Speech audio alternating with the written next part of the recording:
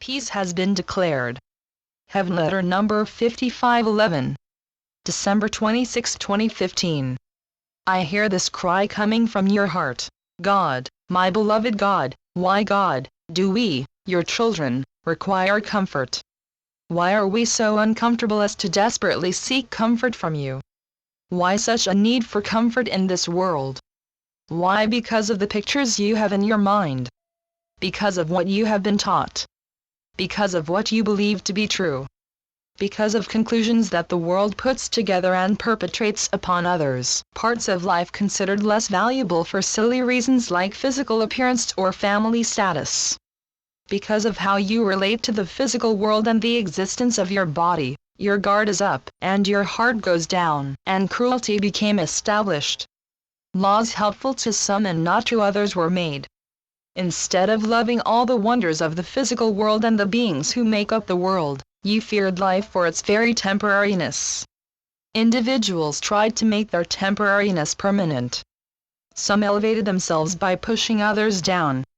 You may not really know what you want, and so you cling. You take the physical life as if it were the whole of life, and that you must protect yourself or be ravaged. Primitive societies came to greater wisdom than you. Closer to the stars and the sun and moon were they. Closer to me and all my glory were they, while more sophisticated groups clung to straight and narrow objective evidence and required proof or made up unsubstantiated theories and held them as truth. The so-called evidence carried more weight than the truth in the human heart, and so was the human heart covered up with facts and figures. Nature was less validated and ignored. Material fact was considered more true, even as material fact often revealed smugness rather than truth. Hearts were torn, and the world became off track.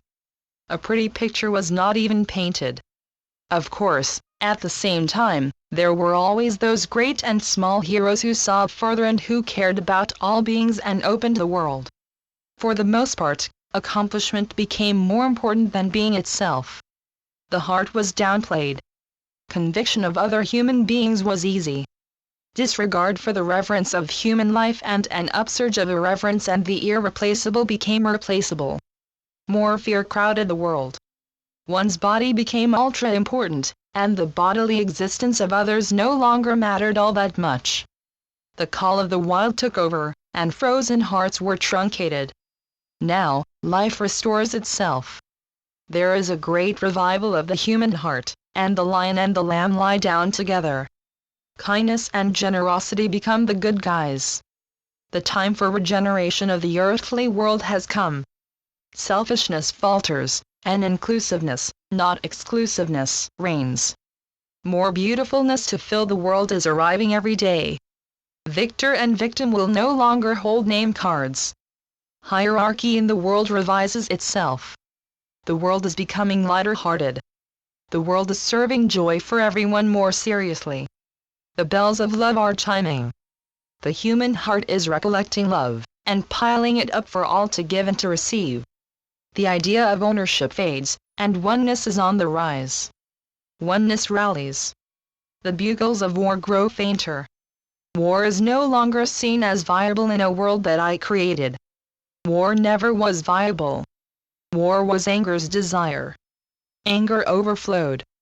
Once upon a time, militancy was seen as more fun than peace. My children liked to have a cause, and they liked news to be news. War was entertaining. The goodness of the world is coming into its own. Love is on the rise, and nothing can stop it. Peace has been declared. Channeled by Gloria Wendroff. Heavenletters.org